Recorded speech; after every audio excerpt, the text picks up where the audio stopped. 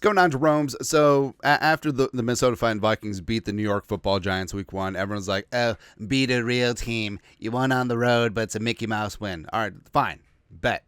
Vikings came home and they controlled the San Francisco 49ers wire to wire 23-17 in a final score which was not indicative to how one-sided this football game really was. Man, let's be honest here, right? So the Vikings made a statement, defeated last year's Super Bowl participant from the NFC and also one of the best teams in the National Football League, especially one of the best defenses, and you got things done, right? And now looking at the NFC standings now, Obviously, very, very early in the process here, but Vikings are standing loud and proud at 2-0. Saints, surprising, could be a little bit tough. Clint Kubiak getting things done. Shredding Zimmer's defense. That's hilarious, man. Seahawks are going to be tough under Mike McDonald. Buccaneers, always respect them. And again, we'll put it out to you again. Who do you fear in the NFC? Nada.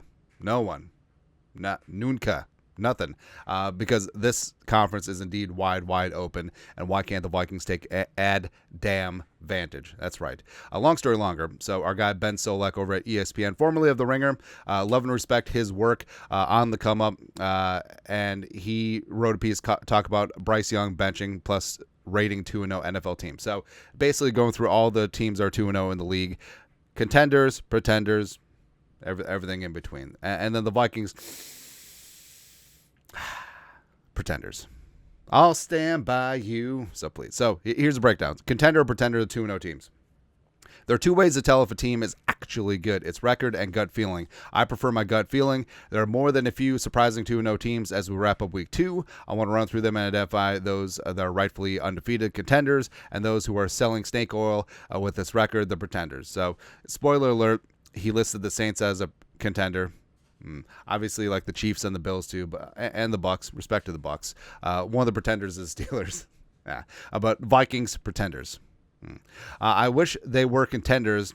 It would be so cool if they were contenders, but Slinging Sam Darnold, America's quarterback, falls below the bar of quarterback play necessary to be a true contender. Why? Based on what?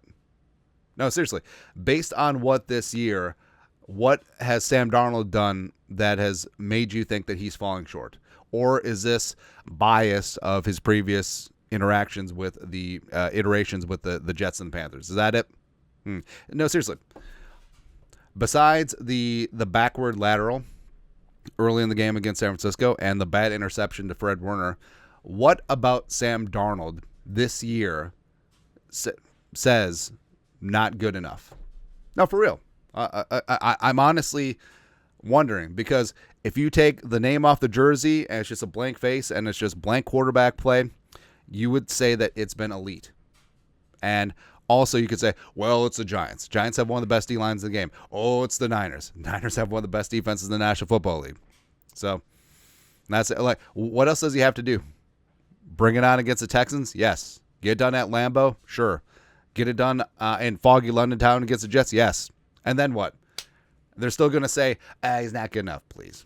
Please. The only way I'd be willing to buy the Vikings if I were certain that Coach Kevin O'Connell is so good an offensive schemer that he can do what Sean McVay did for Jared Goff in 2018 and Kyle Shanahan did for Jimmy Garoppolo in 2019. Hey, I will say that what about what Kevin O'Connell did for Matthew Stafford in 2021? What about that? What about how he got Kirk Cousins playing the best football of his career? How about getting the Passionate good to go for about 6 quarters? How about Nick Mullins averaging 370 yards passing in his 3 starts last year? How about that? How about J.J. McCarthy looking really damn good in his only preseason performance? How about that? Or, the first 2 games of Sam Darnold. Please. And it's harder to do it now than it was then. I'm just not there yet. So, like we said, I respect the hell out of Ben Solak. Ben is also an Eagles fan, so maybe that's part of it, pushing down on the scale.